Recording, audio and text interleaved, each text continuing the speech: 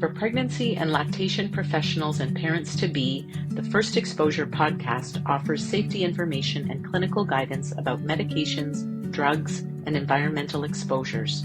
Join us at firstexposure.ca. Welcome to the First Exposure podcast. I'm Tali Bogler. I'm a family physician and chair of family medicine obstetrics at St. Michael's Hospital and medical advisor at First Exposure. I'm also a mom of 3 young ones. Today, we're talking about something nearly anyone who is pregnant struggles with, and that's sleep. If you're waking up tired, tossing and turning, or wondering if it's normal to feel this exhausted, you're not the only one. In fact, studies show that 100% of pregnant women experience fragmented sleep during pregnancy. But why does it happen? And more importantly, what can we do about it? In this episode, neurologist and sleep medicine physician, Dre Laurel Charlesworth, is joining us to explore why sleep often changes during pregnancy and why it matters for both you and your baby. Dr. Charlesworth, thanks so much for being here. Why don't you go ahead and introduce yourself? Thanks so much for having me. So I'm Dr. Laurel Charlesworth. I'm a neurologist and sleep doctor at the Ottawa Hospital and an assistant professor at the University of Ottawa. I love talking about sleep and I love helping my patients sleep better, and it's amazing how even small changes can make huge differences in energy and mood and just overall well-being. Sleep is especially important during pregnancy, and so I'm really happy to be able to talk about some ways to make it a bit easier. Amazing. Really, thank you so much for being here. Let's jump right in if that's okay. Absolutely. Okay, so let's get to the first question. So what happens to sleep in pregnancy and why do we feel so tired? I think first of all, it's important to differentiate sleep and fatigue. The two are intricately linked, although fatigue can happen independent of good sleep. And so there's an inevitable level of fatigue that will happen with the increasing demands of pregnancy. Sleep itself does change from a lot of different reasons. So there's physical changes that happen to the body, hormonal changes that happen with pregnancy, major psychological changes going through something so big, and then behavioral changes during the day. And all of this together can affect the sleep. So to start with the physical changes, there's a lot of discomfort that can occur with pregnancy, whether it's pain, joint pain or back pain, or just discomfort like leg cramping or even baby movements later in the third trimester. There can be some positional limitations at night, so it's a little bit harder to turn and move to make yourself more comfortable, and that can affect sleep quality. And then some physical changes to the body, like nasal congestion that can increase snoring or have more difficulty breathing at night, increased reflux, things like that can interrupt sleep. And frequent urination, of course, can cause disruption during the night. Hormonally, there are some changes that can directly impact both nighttime sleep and daytime fatigue. So the biggest one being progesterone that changes body temperature. At night, our bodies naturally get a little bit cooler, and when they can't do that, sleep can be disrupted. Estrogen as well can directly affect sleep staging. So estrogen can affect REM sleep. And then later in pregnancy, higher levels of oxytocin are associated with sleep fragmentation. HCG, human chorionic gonadotropin, may be associated with fatigue, which is one of the postulated reasons why people feel so tired in the first trimester as well. Psychologically, there's some big changes that happen in pregnancy, so lots of worries and planning and rumination and big life changes for both parents involved, and so that can cause a lot of difficulties with sleep, as well as some psychological changes that can increase risk of things like nightmares or vivid dreams that can affect people's subjective sleep quality. And then finally, some changes to daytime behaviors that can affect sleep. So there's a substantial increase in daytime naps, which is understandable given that people feel a bit more tired, but that can affect the nighttime sleep quality and duration. And then oftentimes people might decrease their physical activity due to daytime fatigue as well, and that can have a direct effect on sleep. And so all of this together can affect sleep in general. So we see greater sleep fragmentation. People wake up more throughout the night during pregnancy, and we call that wake after sleep onset goes up. And then sleep staging can change. So we get less deep sleep and less REM sleep, especially later in pregnancy. And so overall, this amounts to decreased total sleep time, decreased what we call sleep efficiency, and increased feelings of fatigue during the day. I find all of that so interesting because I think when you have a framework for why you're feeling the way you do, it can actually just help overall, right? It can help validate how you're feeling. It can help explain why you're feeling. Sometimes when we feel something when we're pregnant, it's almost like, why am I feeling this way? And then you become more anxious about it. And, but when there's an explanation physiologically, I feel like that can be just so helpful in of itself, just the explanation of why you're feeling that way.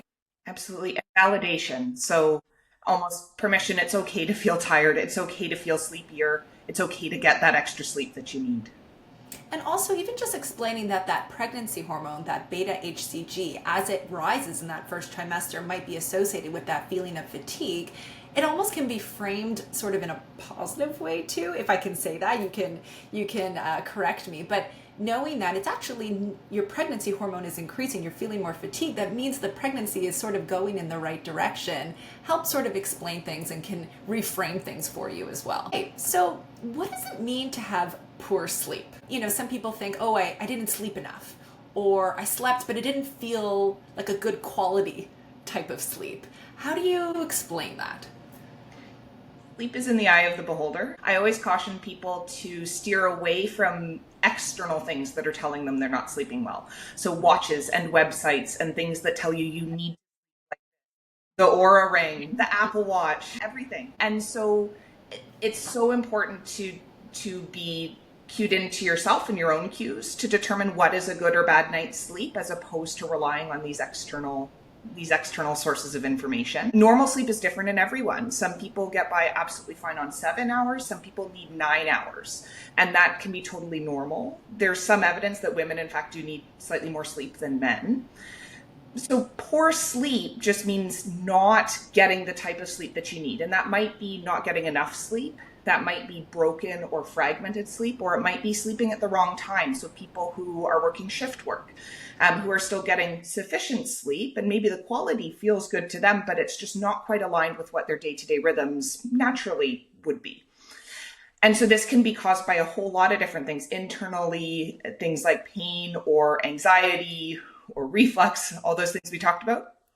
External things such as a noisy snoring partner, cars outside, kids or pets in the house, those types of things. And then there's also the possibility of sleep disorders that can cause poor quality sleep, things like obstructive sleep apnea or insomnia or restless legs. So it's so different to everyone what poor quality sleep is. And what I would emphasize is it truly depends on how you feel.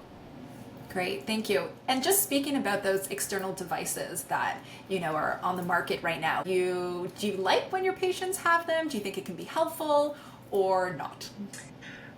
It's a very challenging landscape these days. It's very important to acknowledge that these are consumer devices. And so they are driven for attention first and health second.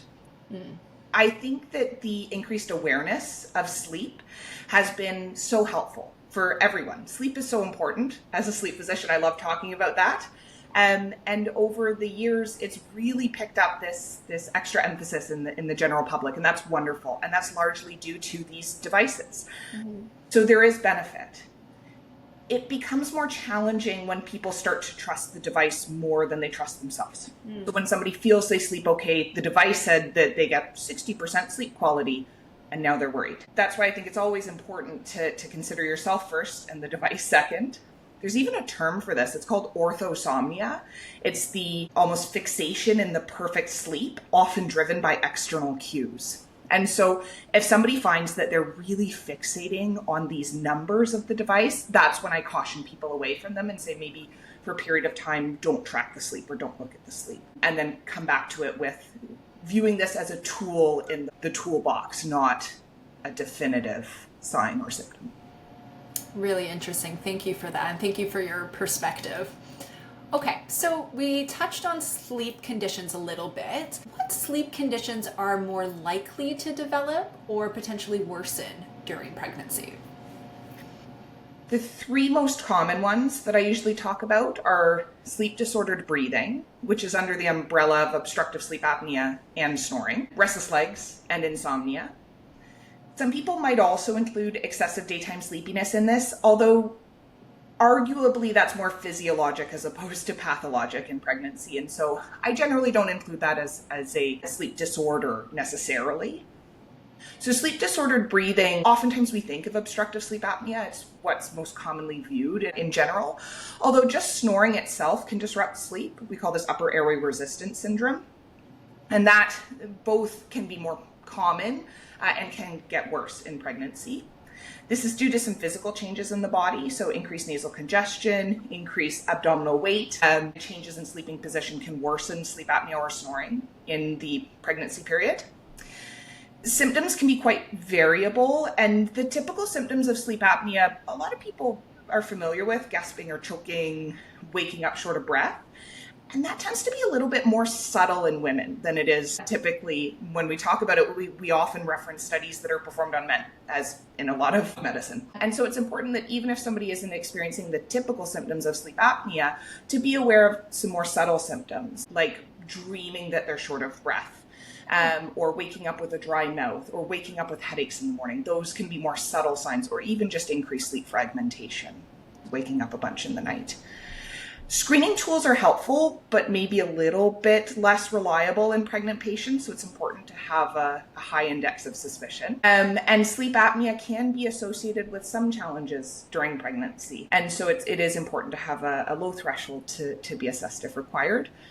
Diagnosis does occur with a sleep study and a consultation with a sleep physician. So this is the sort of thing that I would regularly get involved with for my patients. And do you often do it for patients that are pregnant? Not as often as I would expect for the population. This may be an artifact of how frequent sleep fragmentation is, that it's often dismissed. Yeah. It's also a temporary condition. And so some people might think that, you just have to get through it and you just get through the next week or the next month or the pregnancy and then it will get better, which is true. But that doesn't mean that you have to bear with it. And so I think that the referral pathway is maybe not as great as it could be. And maybe we could do a little bit better job identifying these patients earlier so that we can have them seen, have them do a sleep study and identify problems if they're there. Well, I think it often, and hopefully we'll touch on this, but we sort of assume you're going to have a sleep issue in pregnancy, which is not a good thing, right? Like, if I'm pregnant, I assume, I'm not sleeping, it's normal. And as a provider, you expect no one's really going to be sleeping that well in pregnancy. And so I think that leads to sort of this underdiagnosis, or perhaps not even talking about it at all because it's assumed to be normal. And then likely that leads to fewer referrals where, as you say, this could potentially help our patients, quality of life during pregnancy. Yeah, it's a fine line between knowing what to expect and being okay with a level of extra sleepiness or fragmented sleep, and actually knowing when to flag things.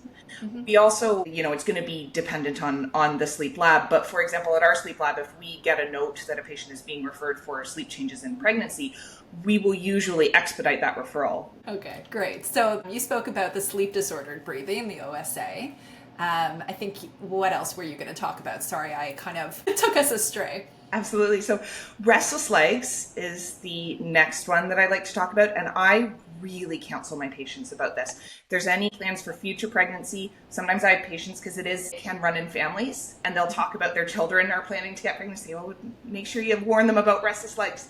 Because I find that this one is often dismissed by patients themselves and sometimes by healthcare providers as well. So restless legs is this discomfort in the legs that happens in the evening, and it's associated with an urge to move the legs and alleviation of symptoms when the legs are moved. And sometimes it's just a bit of an annoyance, and that's absolutely okay. But in some patients, and especially throughout pregnancy, it can get a lot worse.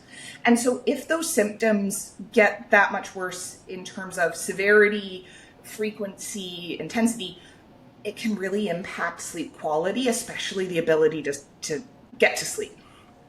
And so I always encourage people to bring it forward because there are things that can be done to help. The main driver is low iron, which is more common in pregnancy, and that's likely why it gets a lot worse. There's also the natural sleep disruption that we talked about, and estrogen has also been associated with worsening restless legs. And some things that can help are iron, supplementing iron if the iron is low, and it's particularly iron stores. So sometimes we just look at hemoglobin levels, for example. But it's important to look at the iron stores and top up even much higher than what we would expect. And if oral supplementation, if pills aren't enough, oftentimes we need to go to IV iron, and that can really, really help symptoms. Yeah, I've seen that clinically as well. Once we treat the iron, so even if you're not anemic, but the iron levels are low, once we treat the iron, the legs improve at night. Yeah, and it's so amazing how much benefit that can have on sleep quality. And then there's also some non-pharmacologic, non-medication related things that can help. So having a partner give a leg massage before bed can help. One. Absolutely. Compression stockings during the day, heat, whether that's from a warm shower or a heating pad, those things can also really help with restless legs if somebody's experiencing that during pregnancy. Okay, great. Anything else that can worsen? Sorry, we're talking about all the things that can worsen, but there's lots of good things that can happen too. Yes. So specific to restless legs, or? Oh no, in addition to restless legs. In addition to restless legs. So, and then the last thing that I usually talk about is insomnia.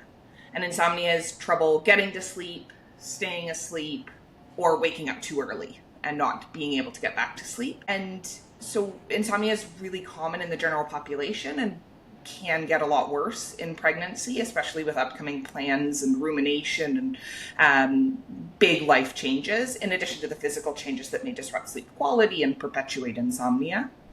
It becomes a disorder when it's persistent and it has more daytime implications. So when somebody's sleeping so poorly at night and then they're tired in the day and then the cycle repeats itself. Treatment, sometimes addressing just sleep hygiene measures, having a nice sleep environment and going through some relaxation tips can help, but it's not always enough. And I do find that sometimes patients feel a little bit dismissed by the healthcare system when they bring forward that they're having troubles with insomnia and they're just told to stay off their phone. Or they're told to, okay, we'll have a bath before bed. And then, those things do help. But when you're so deep in a cycle of insomnia, sometimes other things need to be done. And the main one is cognitive behavioral therapy for insomnia. It does have specific evidence for helping insomnia in pregnancy. I find that's always a tricky one, especially for my patients that are suffering from insomnia, to recommend cognitive behavioral therapy that takes time and effort and they're feeling so exhausted, even though I know there's great evidence for it. We know that. But to want to find a provider to research it and then know that it's going to take a lot of potential work to see the benefit, sometimes that's a barrier for people. Absolutely. There is some evidence for app-based cognitive behavioral therapy, specifically in pregnancy, so that can be an option. There are also some nice workbooks that can be used. So the one that I often refer my patients to is called Sink into Sleep, the Insomnia Workbook. And it's sort of an at your own pace type of workbook. And I do always tell patients it does take some effort, but there are ways to make it more approachable. Great, thank you for that. So going a little bit back, before somebody becomes pregnant, we know that sleep is an issue in today's society. As you said, it's on everyone's radar now. What about the people who do have insomnia or poor sleep and are trying to get pregnant? Is there a concern that fragmented sleep or insomnia may actually affect the chances of getting pregnant, or even once you get pregnant, potentially associated with miscarriage rates? Yeah, we have a bit of data for this. It's mainly in shift workers. So there have been some studies done that have shown an association with shift work, meaning working at a time when naturally your body would like to sleep and sleeping at a time when your body naturally would like to be awake. People who work shift work do have slightly higher rates of pregnancy complications, longer time to conceive, and even a slight signal for decreased ability to conceive. It's important to note two major things for this. One is that these were relatively small effects. And number two is that this is not cause and effect. It doesn't mean that shift work causes troubles with fertility, because there are so many other things going on with this. But I use it as a way to emphasize that sleep is important for fertility. And if there are things that are within our control that we can address, that's great. And if there are things that are out of our control, well, there's not much that we can do about that anyway. And as best as possible, it's important to know that the effect, although it is there, is small. There is no clear evidence of insomnia affecting fertility outcomes. There are some smaller studies looking at obstructive sleep apnea and other sleep measures, but it is very variable data, I think, is the important thing to emphasize here. Okay, great. Thank you. What about poor sleep and potential birth defects once you are pregnant?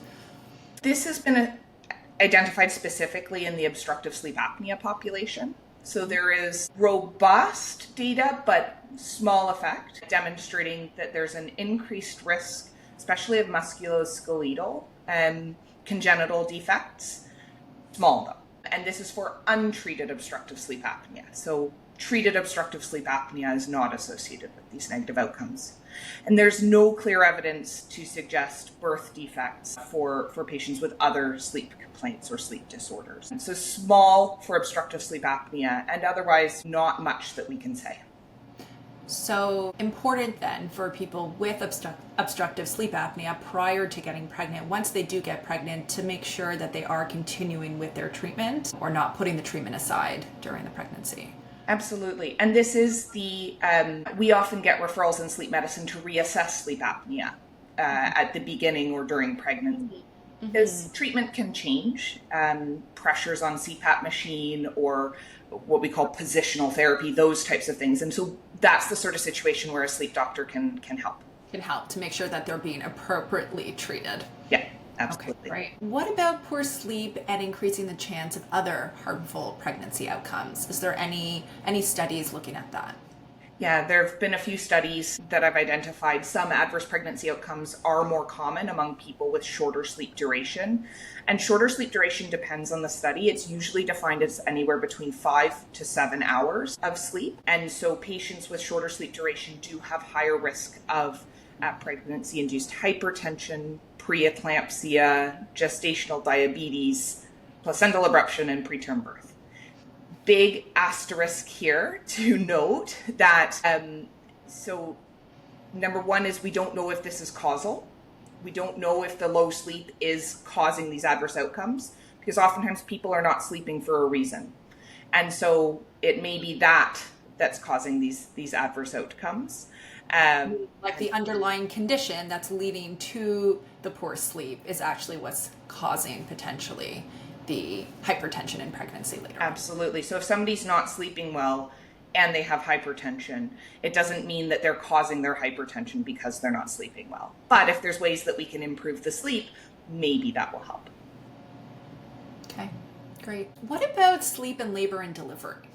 So, and I think about this because sometimes our patients come in before labor, the night before, 2 nights before, and they're not sleeping well, or we get them to come back and, their sleep can sometimes be disrupted in the hospital for the night or two prior to actually going into active labor. So what do we know about poor sleep in general and its impact on labor and delivery? And what can we do to improve that? So poor sleep in the last month of pregnancy is associated with longer labor and actually higher risk of requiring cesarean delivery for various reasons. Again, important to note that the reason for that short sleep may also be a driver here. But there is this association. Women who sleep less towards the end of pregnancy, there may be effects on labor.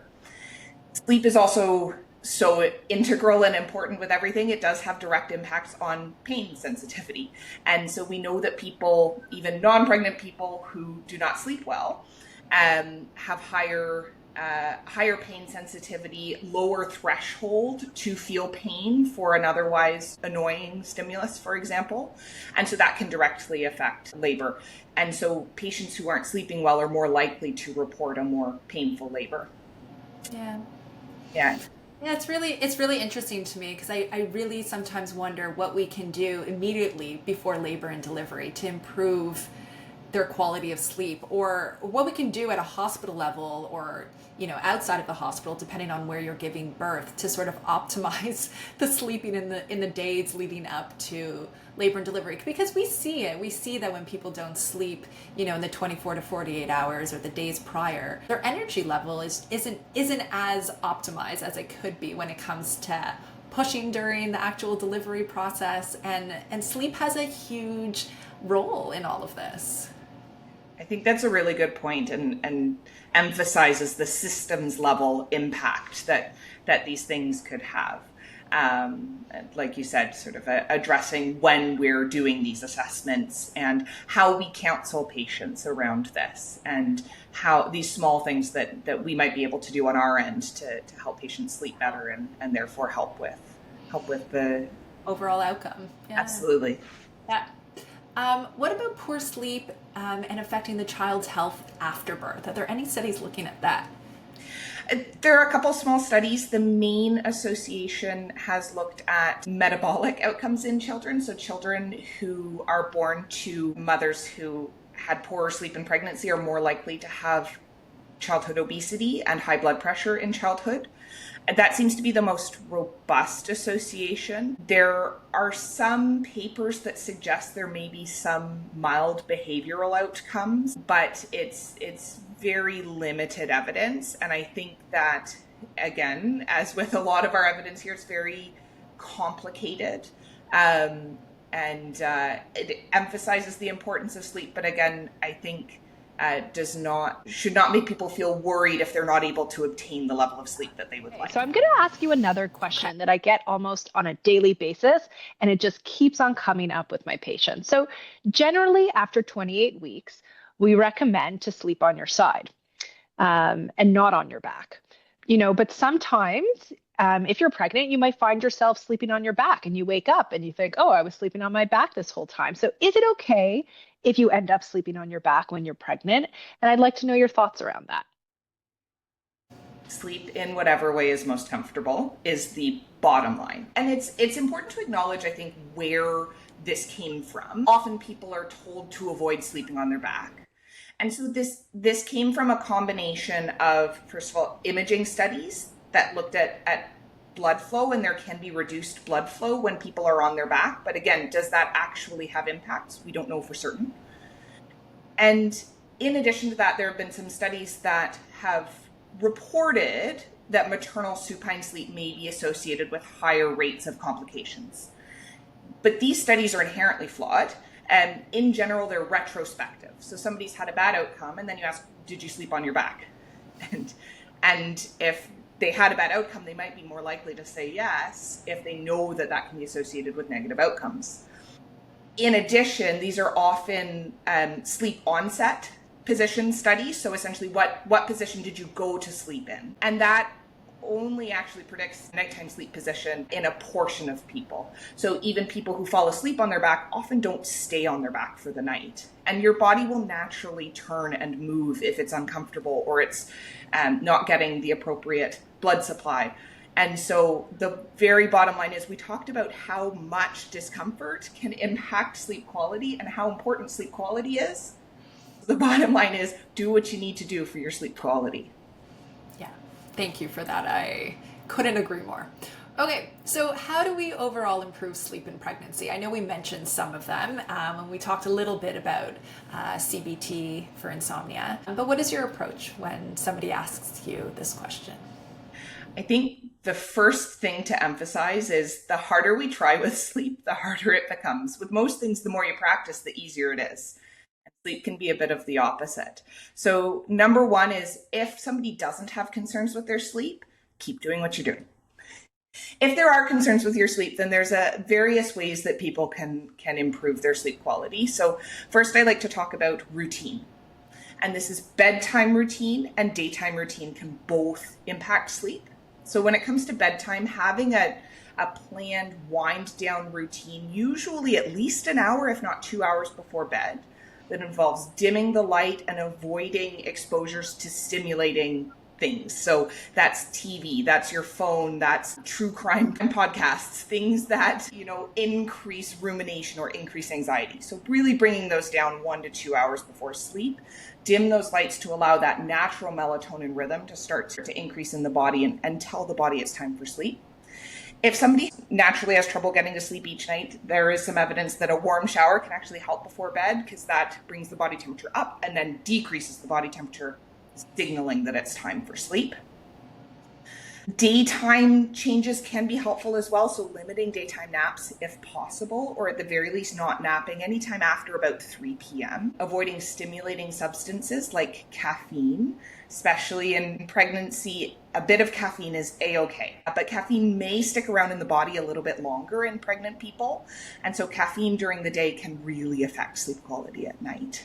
And physical activity has been shown in some studies in non-pregnant patients to have as much impact as a sleeping pill. So if we're able to safely get that physical activity during the day, that can be helpful as well for nighttime sleep. So that's kind of my advice about the routine. Yeah. I always really talk about environment with my patients as well. So get into the room, look around. Is there anything that really stands out to them as being a little bit too disruptive to the sleep? So is there a loud car outside? Is there a noisy air conditioner? Those types of things. And as a loving pet parent with 2 dogs, I always counsel about pets in the room. So if you can find it in your heart to have them sleep outside, that will definitely improve sleep quality. I say the same for my older kids. You have kids in the room. Yeah. So that's a whole other discussion, kids sleep and where they're sleeping. Good. So you were talking about the environment. I like what you said about also cooling the room too. I think that it makes a huge difference. And so what would you do if you can sleep? So you've tried all of those things and you still can't get to sleep. What are some of your tips? It really depends on what's impacting the person in that moment. I find when I have people who are ruminating and list makers, oftentimes people will go through again and again what they need to do, whether it's for the next day or, I need to add this to the baby registry and I need to tell this person, when they can and can't visit, et cetera, et cetera. And so keeping a notebook on the bedside table can be a really simple intervention, just to write those thoughts down so you don't have to loop back to them. They're written down, they're there, you can deal with them in the morning. There are various levels of distraction techniques or meditation that can help. Some people really like this. So for example, a body scan, going through each individual part of your body, or mindful breathing practices. So for example, counting breaths and trying to still your mind. Some people who are a bit more active thinkers or hypervigilant or ruminators really find there's a bit more difficulty with this. And so in that situation, I often recommend something called cognitive shuffling, which is a little cognitive trick where you basically just think of random words. So you pick a word. For each letter of that word, you pick another word. And then you just keep going around in circles. So it's a task. It's something that your brain is doing, but it distracts you from thinking, I need to, schedule the dog's vaccines, and then I need to pick up the cake from the bakery, and then I need da-da-da-da-da. So it's very helpful for those types of things. Okay. One question that I always get is, should I get a sleeping pillow in pregnancy? They have those big S curves and then they have the half curve. And people always ask. So I have to say, during my pregnancy with my twins, I did buy one and I personally didn't like it. My partner ended up using it. And then I sold it. So, I think I know what your advice is. If it works for you, then get it. If it doesn't, don't use it. But anything about those sleeping pillows? Do you find them particularly helpful? Do you like them? Exactly, like you said, so person dependent. There is some benefit potentially to positional therapy if sleep disordered breathing is a problem or things like that. So there might be a role for it. And if somebody sleeps better on their side and they find it easier to sleep on their side with the pillow, that's wonderful. If the pillow is causing heat disruption, or it's uncomfortable, or it's getting in the way of their movement and it's not helping the sleep, and that's a situation where they shouldn't be using it. Okay, so we tried all of those things. You purchased a pillow, you cool the room, you try all these word shuffles. When should you talk to a healthcare provider? When all of these things sort of aren't working, or earlier? What's your opinion on that? I think it's important to bring it up at any point if somebody's feeling concerned, just to start with that. There are some red flag features that might prompt somebody to perhaps advocate a bit more for a sleep-related assessment, though. So this would be as if somebody is showing signs of excessive daytime sleepiness, where despite getting enough sleep, they are still excessively tired during the day. They can't get through their day-to-day activities. So even if they're getting sufficient sleep. Or if somebody might be getting sufficient sleep, but now their sufficient sleep is 12 hours a day instead of their typical 9, and that's really impacting their function. That would be a reason to talk to a doctor. On the other side, not getting enough sleep. If somebody is so sleep deprived that they can't mount more than 5 or 6 hours of sleep per night on an ongoing basis, that might be a sign that there's something going on that they should talk to their doctor about. As well, if they have symptoms of obstructive sleep apnea. So I mentioned that sometimes women will display symptoms in a little bit of a different way than men. So the typical symptoms being snoring heavily, gasping awake, choking awake, or partner saying that they're stopping breathing.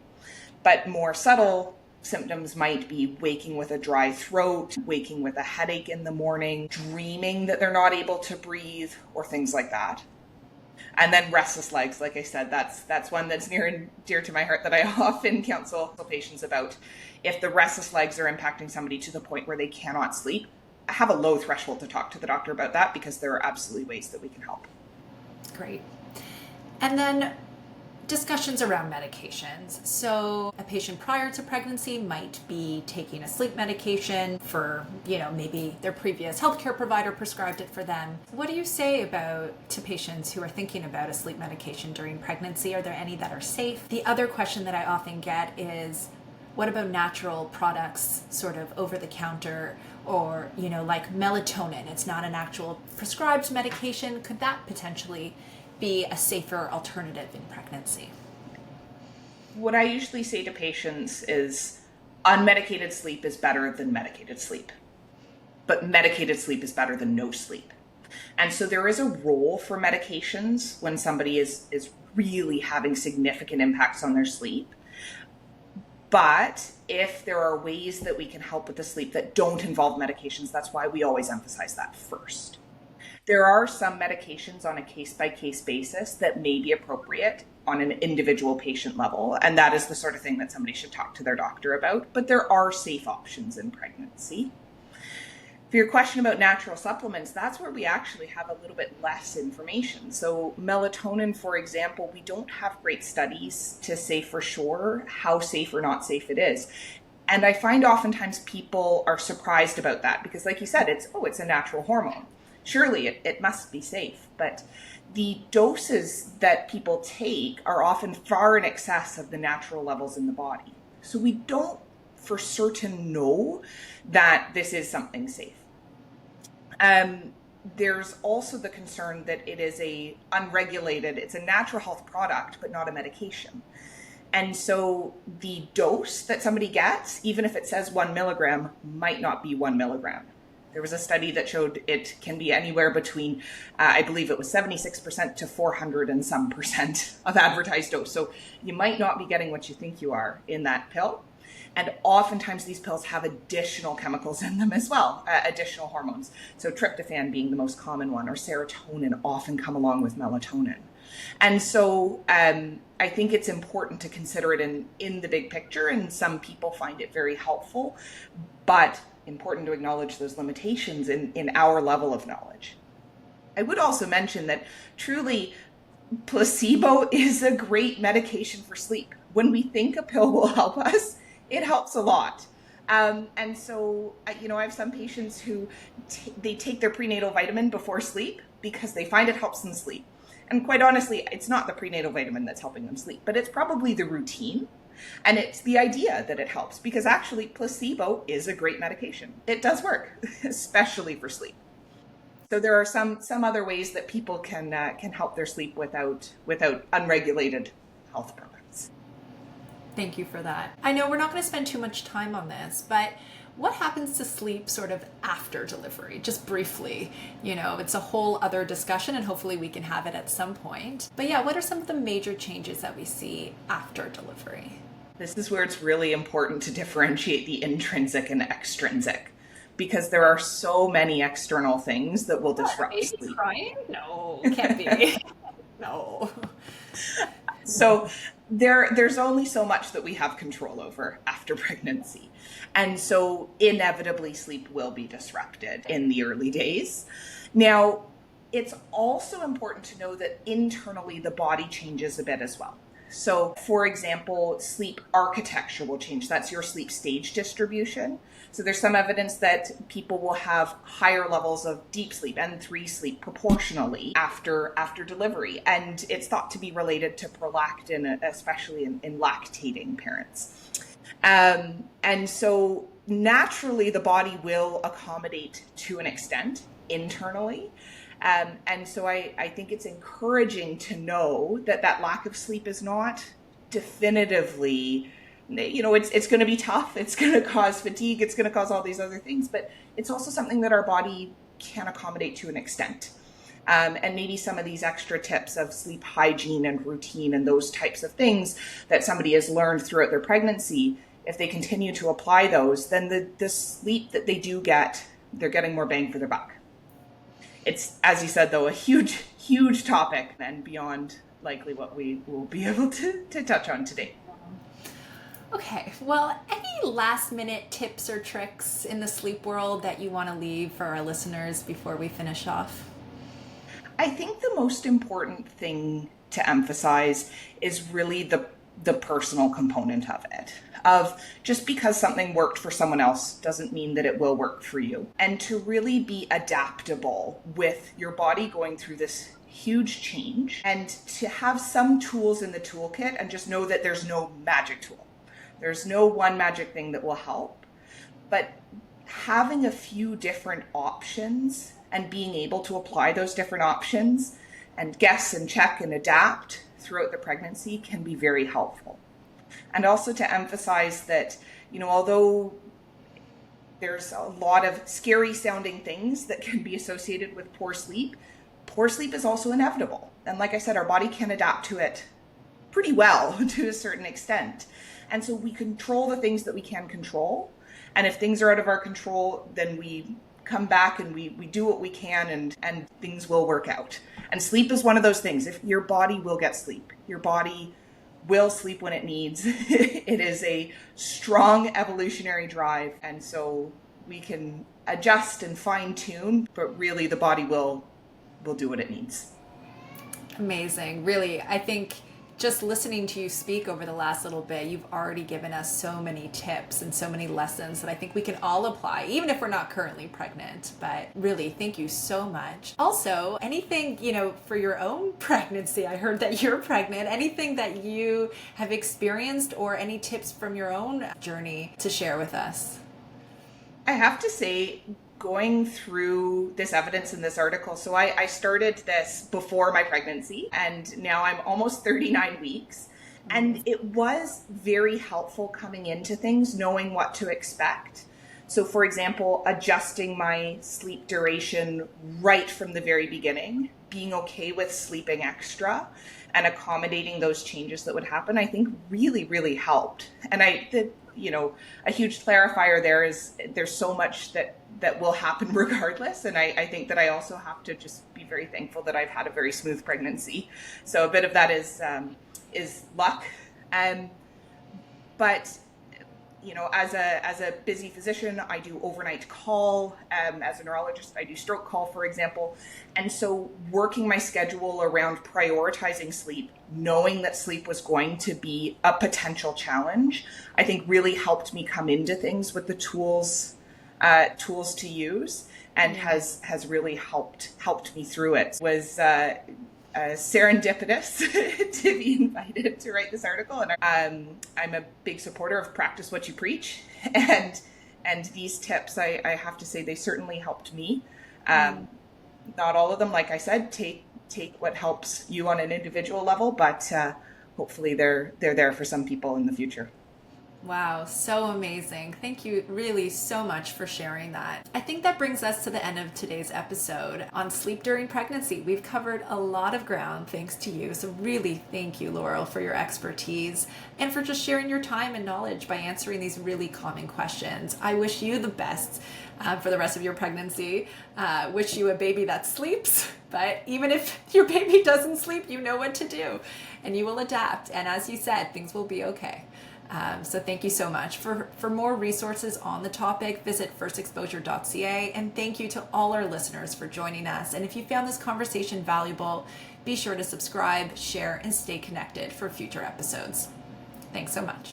The First Exposure team acknowledges that our office is based on the traditional territories of the Anishinaabe, Wendat, Haudenosaunee, and the Mississaugas of the Credit, though the impact of our work can be felt across Turtle Island. First Exposure is committed to nourishing respectful relations with Indigenous communities whose knowledge of medicinal plants and environmental substances are a foundation of the pharmaceutical science on which First Exposure depends. This project has been made possible thanks to the vision and support of the Vora Miller Foundation and the participation of the Dalla Lana School of Public Health at the University of Toronto and Health Nexus.